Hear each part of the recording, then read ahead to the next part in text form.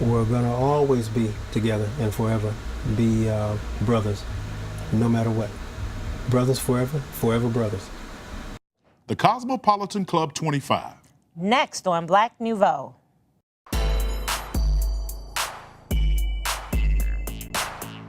Good evening and welcome to this edition of Black Nouveau. I'm Milton Dockery. And I'm Faithe Colas. We're glad you could join us. This week, we'll look at the Cosmopolitan Club 25, Wisconsin's oldest African-American social club. We'll show you how the Zumba craze is helping students pay for college expenses. And we'll discuss a troubling concern, violence among young Black women. But first, Henry Louis Gates Jr. is no stranger to public television. He has hosted African American Lives, The Faces of America. His new series is Finding Your Roots. Coming up on Finding Your Roots, lifelong friends Harry Connick Jr. and Branford Marsalis embark on a search for their ancestors. This is your family. These are your people. Wow. Wow, I never saw that before. They explore the history of their beloved city. New Orleans, this is one of those places where if that's what you wanted to do, that's what you could do. Finding Your Roots.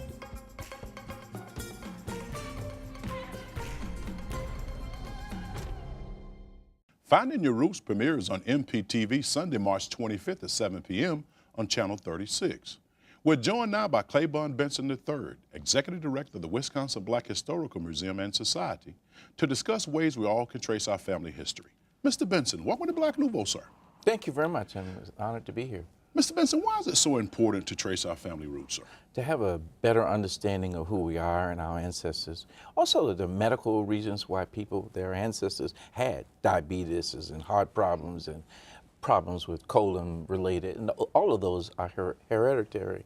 And so it would be good to know that your family had that disease. Well, it's not very easy for African Americans to trace those roots. Right? Not at all, for a whole host of reasons. After our period of enslavement, many of our folks left from those plantations in search of their family members because they were so out of slavery, and they changed their names. They found themselves in different locations and married, and created a whole new lifestyle and location for where they were.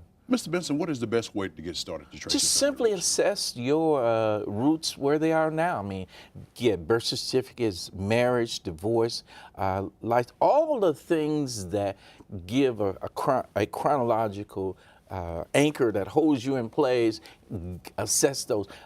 Establish your goals. What is it you're trying to find out? And then begin to write a narrative about who you are and what you're all about, where you've been, what family members you know, what strengths you have in terms of your family. So it is a little work, and it takes cooperation among the whole family. Now, how important is it to talk to elderly family members? It's so important. Grandmother, great-grandmother. Take your tape recorder, take your camera.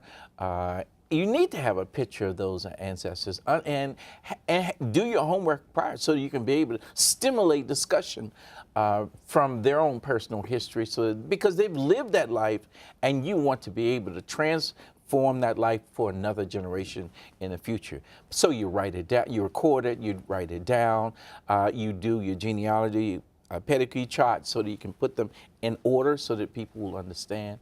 So it's very essential and important. What are some other good resources? There are a whole host of resources. I mean, Ancestry is probably the most famous. They say, just turn us on and you're going to find your folks immediately. That's not true. Okay. It takes You're talking lots about of Ancestry.com. That's right, okay. Ancestry. But there's Family History, which is a website in itself. The people from the Mormons own that and operate. There is a local family history center here where people can go and do their family searches. There is all sorts of local historical societies. The State Historical Society is doing webathons and having classes on a regular basis. We're starting a historical society. You can a historical genealogy class at the Historical Society, and plan to take trips to various locations. So there's just unlimited. There are webathons from a whole host of different places around the country that people in their own homes can read books and do these programs on their computers and learn more about. Now, are these searches on these internet sites very expensive? No more expensive than having a computer in your house. What's really expensive is traveling to these locations. Okay. I'm going to Boston the end of this month, and I found my father, and I found where he's buried. I'm going to find whether or not his wife is still alive. I've been searching for my father for at least 15 years, and so that's going to be a very expensive trip for me. But I have to give my blessings to him. In my search to find him, I found out he had 6 or 7 wives, which is kind of painful. But nevertheless, there's that whole process of learning about yourself and your family and the accomplishments and negative things that go along with. I have a limited amount of time, a few more things I want to talk about. Yes. Talk about the class your organization is providing. Yes, we have a genealogy class, and we are simply teaching people about those basics, a one-on-one class, because many of our people don't actually do it, and they've always wanted to do it. We will talk about genealogy in the sense of census, and how to trace your family information back through census, the different locations, what other states are offering, going to their websites and being able to retain information. We've got guests coming in. We plan to take a couple trips over that period of time, one to Madison and the other one to Salt Lake City. When you trace your family roots, should you be aware that you may find some painful information? And that's the point that I was making earlier. I mean, when I first started this, I looked for my mother's and my father's marriage certificate. Couldn't find it anywhere. And so, and I took a long time off because it was painful. But in this quest, last year when I went to Washington, D.C., I found out my dad just licenses registered, he had 4, and I knew of 3 others. Okay, all right. I mean, and if you don't think that that's painful, it's immensely, and more than that, he changed his name. Okay. Very briefly, do you recommend this DNA kit? If you, I think that the joy is in the process of taking the steps. That's where I think is those interviews, and people. If you do the DNA, you'll learn how much Indian you have in it, how much European you got in you, what region in Africa. You can't go to the exact tribe. So in essence, you get more specific with the DNA test. No, it's general. Okay. The specificsness come in actually looking at marriage certificates and divorces, looking at who your grandparents is, seeing the characteristics of yourself and your great-grandparents, what kind of religion that. Why does Auntie play that organ like she played? Okay. Now, Mr. Benson, if people want more information from your organization, how can they go about getting it, sir? The number would be 372-7677, Wisconsin Black Historic Society. Our website is wbhsm.org, wbhsm.org. Mr. Benson, thank you so much for joining us, sir. Thank you.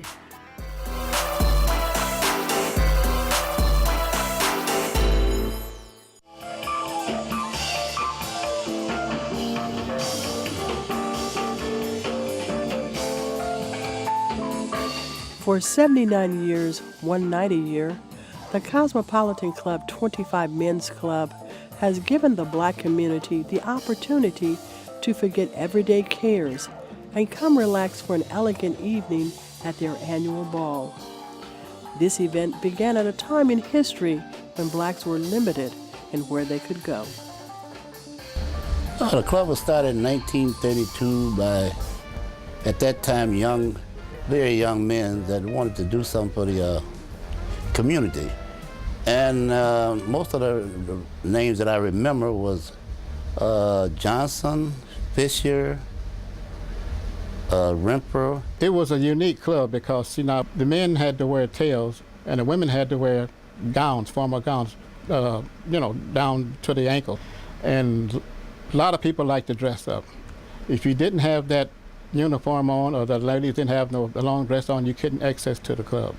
And the reason for the club was, one reason, because Blacks didn't have, at that time in Milwaukee, they had basically not anything to do. The longevity of the club, which started in 1932, is a testament to their members. They look for men who are no nonsense. Family living, family supportive, true and to the aspect of life, loyalty, honesty, respect, things like that of that nature. and loyalty and honesty to their loved one as well. That goes a long way. The Cosmopolitan Club 25 look for good men who want to give back to their community. They don't fundraise nor charge for their events. One of their events is an annual picnic. Togetherness and staying united was one message of the picnic. Another was, we got to be involved in our own community, create things for our own people. We can't look for anyone else to do things. We have to do it ourselves. And we getting great response. And there are more clubs begin to pop up too. They're starting to participate and do things like that. We have 5 generations that are here. And we've always attended. My mother and father attended when I was like 5 years old, and they've been attending for like 45 years. With busy schedules, families are usually scattered so much with kids going to soccer, baseball, mom working second shift, whatever. It gives us a time that we can all come, sit down, laugh, joke, talk, smack, and just have a good time without having to worry with all the horse hockey that, goes on. It's like being in your own isolated world for a day. The people that you see here, you don't see every day. With gatherings like this, you get a chance to see them, talk about old times, good times, bad times. And it's just a lot of fun. It's well attended. There's never been a problem. In today's climate, that's a plus. These clubs, if you're not raised up in it, it doesn't really make a difference in your life, but when you're raised up in it, you see it from a different viewpoint, and it does make a difference in your life. Kim Jordan, granddaughter of one of the early club members, said those men were a group who cared about their community. She thinks they contributed to the community by socializing, trying to expand the network. She was 18 when she attended her first Cosmopolitan Club 25 dance.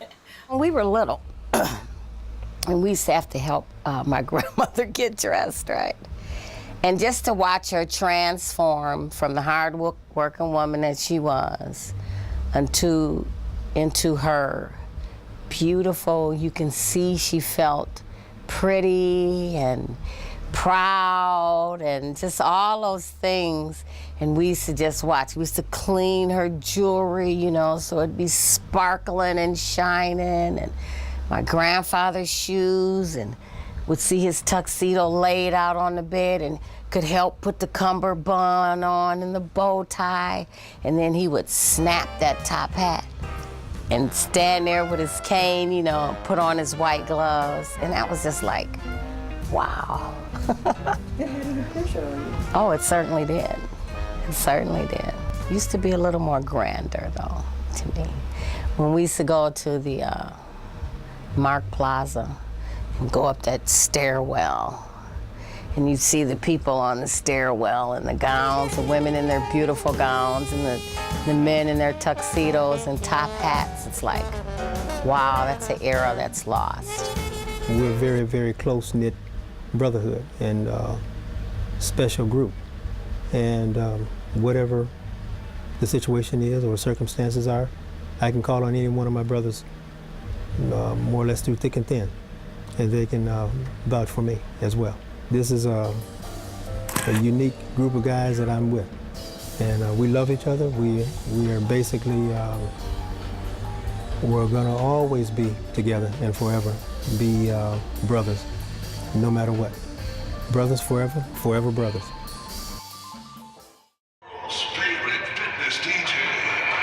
Zumba enthusiasts will do their exercise dancing anytime, anywhere.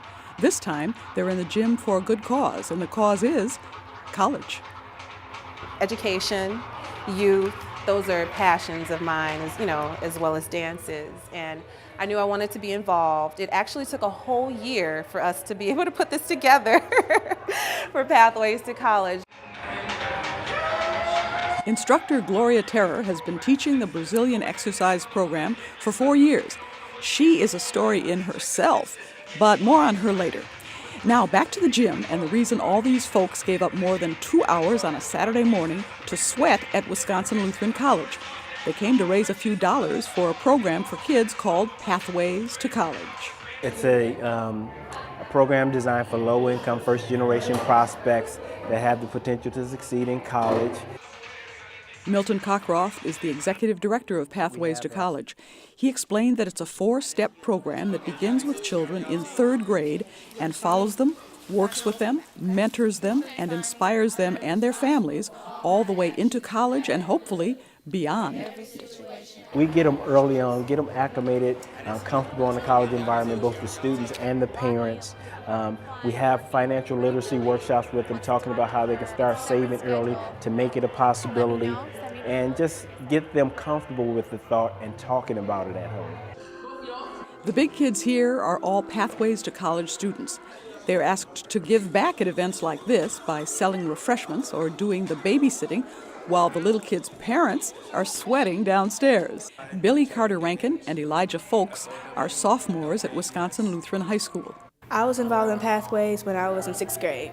So far, we've done a lot from like we even in 6th grade, we started doing stuff we made a robot in 6th grade. We learned about the human anatomy, and I got to hold the actual brain and actual heart. And then 7th and 8th grade, I learned leadership training at St. John's Military Academy, where I learned how to work as a team with the people that I go to school with. And then 9th grade, we went on a trip down south for civil rights and for a Black College tour. The civil rights tour, I learned a lot about my heritage and what it is to be African-American individual. Pathways is really motivating me to go to college, whereas before it was just oh, it's just college. But now I realize this is a big deal and I need to prepare for it. So yeah, Pathways has been a big impact on that. Tara heard about Pathways to College in Zumba class. One of the students who comes to my class at the YMCA is connected to the organizers of the Pathways to College, and as soon as she told me about it, I was ecstatic. For this Zumbathon, I have 14 instructors, some new, some have been around for several years, and they all just want to be able to support this Zumbathon. We use, Zumba as a tool to be able to raise funds for charities, for organizations that need it, for individuals who just need to, raise some funds. Tara radiates enthusiasm when she talks about Zumba. Here's why. I told a friend of mine that I wanted to lose some weight. I wanted to work out, so I asked her if she can give me a gym pass. And she said, oh, I'll give you my gym pass, and then I want you to try this class, Zumba. I think you're gonna love it. And I said, I'm a dancer, maybe, we'll try it. And I tried it, first class, I loved it, I was hooked. And the rest is history. Just 6 months later, I became an instructor, and I loved every bit of it. Zumba has actually helped me to lose 132 pounds over the last 3 years, and I love it so much. That's amazing. That's amazing. I need to get out there. But is Zumba for weight loss, or is it just for fun exercise? It's exercise in disguise. It's so much fun. You're just moving and smiling, and you don't even realize that you're exercising. Then all of a sudden you look up and maybe your clothes fit a little looser, and you may have lost some weight. Do all your kids do Zumba? They all do Zumba. They actually do Zumba. I'm a mother of 5. My youngest, who just turned 3 years old, I actually taught while I was pregnant with him, the entire pregnancy, and he came out drumming and dancing. He's a natural, so whenever he hears the music, he starts dancing. They all, they've all become a part of the Zumba lifestyle. The participants paid $15 to be in the Pathways to College Zumbathon. Not a huge donation, but it's a start. The money we raise here, will be used primarily for our literacy program, our book club. So, if we raise $1,000, that would be great. What's the cost to the families? There is no cost to our families. It's no free? cost. It is free. It is free. So our funding comes from, private donors, foundations. Fundraisers like this is more of friend raisers.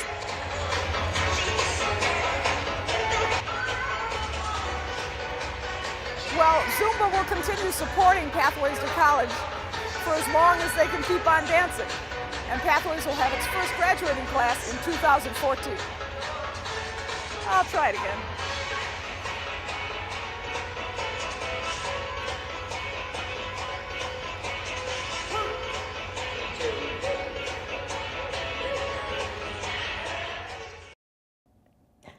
The funeral for Raheem Johnson proved to be doubly tragic. It's always tragic to lose a 19-year-old, especially to gun violence. And the funeral was marred by a disturbance that resulted in a number of young black women being handcuffed by police. Dr. Ingrid Hicks is a psychologist and joins us now to discuss these issues. Dr. Hicks, thank you for joining us on Black Nouveau. Thank you for having me. There seems to be this upturn in youth violence. Why is that? My feeling is that it hasn't changed much. I've been talking about this issue for almost as long as I've been in practice, about 30 years. I think it does go in waves, but for me, the reason is twofold. One is what we've always heard, lack of parenting, no social supports, but more importantly, for me, the undiagnosed mental illness is the root of the problem.